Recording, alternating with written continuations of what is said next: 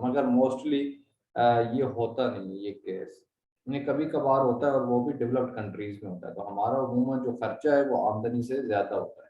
तो ये उसका मैंने दिया हुआ है, फार्मूला में दिया हुआ है, fiscal deficit is equal to total expenditure minus total income. अब ये जो टोटल इनकम हम कहलाते हैं, ये जस्ट रेवेन्यू होता है collected by tax authorities of Pakistan. अब इसमें जो टोटल इनकम, वैसे मैंने आपको कल बताया था कि जी इनकम में हमारी जो एक्सटर्नल बोरोइंग्स होती हैं या इंटरनल बोरोइंग्स होती हैं वो भी हम फिलहाल के इसमें काउंट करते हैं, यानी कि हम अपने रेवेन्यू में काउंट करते हैं। जो बैलेंस ऑफ पेमेंट्स होता है तो उसमें हम रेवेन्यूज में काउंट करते हैं। तो मगर फिस्कल डेफिसिट में वो हम चीज यानी इंक्लूड नहीं करते, जस्ट हम क्या करते हैं टोटल एक्सपेंडिचर जितना भी आया हो और फिर टोटल इनकम जो हुकूमत ने टैक्सेस के थ्रू और नॉन टैक्स रेवेन्यू के थ्रू कलेक्ट की हुई है। ठीक है, करंटली मैं ये फिगर आपको अपडेट दे रहा हूँ। ये एमसीक्यू पॉइंट ऑफ व्यू के लिए भी आ सकती है कि जी पाकिस्तान का जो फिस्कल डेफिसिट था इन फिस्कल ईयर 2020-2021, ये जुलाई 21 से स्टार्ट होके जून जुलाई 2020 से स्टार्ट होके जून 30 2021 पे ये एंड हो गया है हमारा फिस्कल ईयर 21। अभी जो करंटली चल रहा है वो चल रहा है फिस्कल ईयर 22। तो ये मैंने कल आपको डिफरेंस बताया था, what is the difference between fiscal year and calendar year. तो खैर कहने का मकसद जो हमारा फिस्कल डेफिसिट रहा वो था 7.1% ऑफ द जीडीपी। ठीक है, in absolute term it was 3.403 trillion.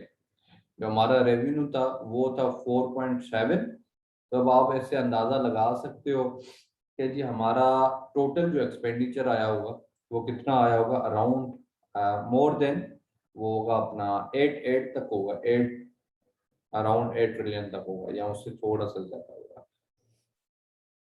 ठीक हो गया जी। तो ये आप फिगर आपको याद रखनी है, 7.1% of the GDP is the fiscal deficit of fiscal year 2021।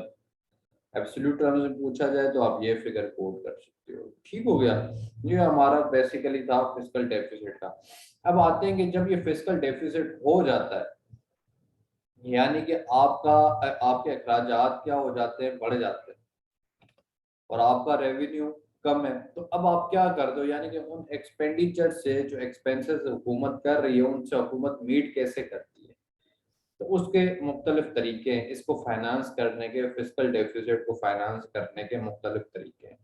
एक तो हो गया जो आप new currency notes print out करो, जो स्टेट बैंक करती है। मगर ये वायबल ऑप्शन नहीं है, फिजिबल ऑप्शन नहीं है। क्यों? क्योंकि इसके कॉन्सिक्वेंसेज है, नेगेटिव कॉन्सिक्वेंसेज है। इस प्रिंटिंग ऑफ न्यू करेंसी से क्या होता है, इन्फ्लेशन आपकी बढ़ जाती है, यानी पैसे की कदर गिर जाती है, लोगों की परचेजिंग पावर कम हो जाती है। तो फिर क्या होता है, इन्फ्लेशन ऑब्वियसली बढ़ जाती है। दूसरा ऑप्शन हमारे पास क्या होता है, ये होता है, ये जो तीन है ना बोरोइंग्स वाले, ये हम जो लास्ट थ्री मेथड्स हैं या सोर्सेज हैं डेफिसिट को फाइनेंस करने के, यही उमूमन फॉलो किए जाते हैं। आज के दौर में प्रिंटिंग ऑफ न्यू करेंसी बहुत कम होती है, यानी कि इस पे रिलायंस जो है हमारी बिल्कुल मिनिमम रिलायंस होती है। पब्लिक बोरोइंग्स, अब पब्लिक बोरोइंग्स हुकूमत कैसे करती है, हुकूमत क्या करती है, अपना बॉन्ड्स वगैरह इशू करती है, रिलीज करती है। अब बॉन्ड्स जब वो मार्केट में इशू कर रही है, वो क्या होती है, गवर्नमेंट की तरफ से गारंटीज होती है कि जी हम आपसे वो सर्टिफिकेट लॉन्च करते हैं बेसिकली, और पब्लिक से क्या करते हैं फिर उसके एवज में पैसे ले लेते हैं। तो फिलहाल वो अपने डेफिसिट को इस तरह से मीट करते हैं। ये it is kind of borrowing.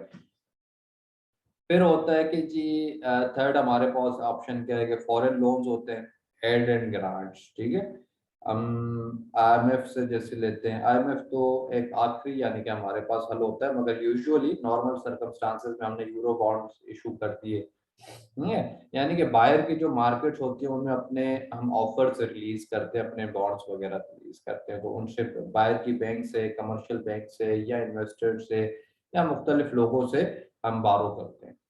और कभी कभार हमारे जो हमें जो एड मिलती है वो भी हम फिर क्या करते हैं, इसको फाइनेंस करने के लिए, वो तो ग्रांट्स वगैरह जो हमारे पास आते हैं पैसे वगैरह, तो उनको फिर फाइनेंस करने के लिए यूज किए जाते हैं। तो अच्छा, बोरोइंग्स, फिर हमारे पास फोर्थ ऑप्शन क्या होती है कि जो हमारी लोकल कमर्शियल बैंक्स है या स्टेट बैंक है उनसे क्या करते हैं, हम बोरो करते हैं। यानी गवर्नमेंट क्या करती है, कमर्शियल बैंक्स जो है उससे बोरो करती है। अब इसका एक कमर्शियल बैंक से बोरो करना एक नुकसान है, उसका बहुत बड़ा नुकसान है। उसका नुकसान क्या है कि एक बैंक है, फॉर एग्जांपल में यूबीएल है, एमसीबी है, कोई भी है, उसका काम है लोन देना। जब अगर हुकूमत नहीं लेगी तो वो क्या करेगी, पब्लिक को लोन देगी। पब्लिक को लोन देने से क्या होता है, फायदा होता है। यानी मुख्तलिफ बिजनेसेस को, प्राइवेट सेक्टर को लोन करेगी तो वो क्या करेंगे, बिजनेसेस ओपन करेंगे, इन्वेस्टमेंट करेंगे। तो वो उसका क्या होगा, मल्टीपल इफेक्ट होगा, जॉब्स क्रिएट होंगी, इकॉनमी बूस्ट होगी थोड़ी। मगर जब अब हुकूमत बीच में एज एक्टर आ जाती है तो कमर्शियल बैंक्स क्या चाहती है कि हम हुकूमत को ज़्यादा से ज़्यादा लोन दें। उसकी एक वजह है, वो क्यों, हुकूमत को जब बैंक्स लोन दे रही हैं तो उसके पास एक गारंटी अवेलेबल है कि हुकूमत का पैसा कहीं नहीं जाने वाला, हुकूमत तो कहीं नहीं भागने वाली ना आज। नहीं, हुकूमत तो चलने वाली है, चाहे फिर पार्टी कोई भी आ जाए, हुकूमत तो चलती रहती है। ठीक है। तो उनका स्टेट डिपार्टमेंट्स के साथ एग्रीमेंट होता है, ना कि किसी शख्सियत के साथ।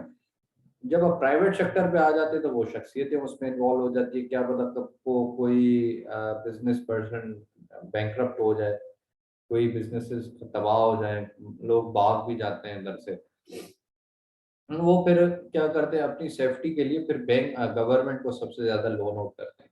तो अगर फॉर एग्जांपल उनके पास पड़ा ही 1 करोड़ है और उसमें गवर्नमेंट भी एक एज अ बारोअर आ जाती है तो फिर वो सबसे ज्यादा उसको दे रहा है। अगर मैं कहूँ कि लेट सपोर्ट 50% भी उसको दे रहे हैं, तो जो पहले लोन अवेलेबल था 1 करोड़ आम पब्लिक के लिए या प्राइवेट सेक्टर के लिए, अब उनके लिए अवेलेबल क्या हो गया, 50 करोड़ और 50 lakhs हो गए। तो उसकी मद में क्या होगा, फिर आपकी इकॉनमी जितनी बूस्ट होनी थी वो नहीं हो पाई। तो ये इसका एक नुकसान होता है। अभी जो करंटली ये है ना कि सेंट्रल बैंक से ये हुकूमत नहीं ले रही, जो करंट हुकूमत आई हुई है ये सेंट्रल बैंक से यानी स्टेट बैंक ऑफ पाकिस्तान से बोरिंग नहीं कर रही। समझ गया आप? ये आपके जहन में होना चाहिए। फिर इसी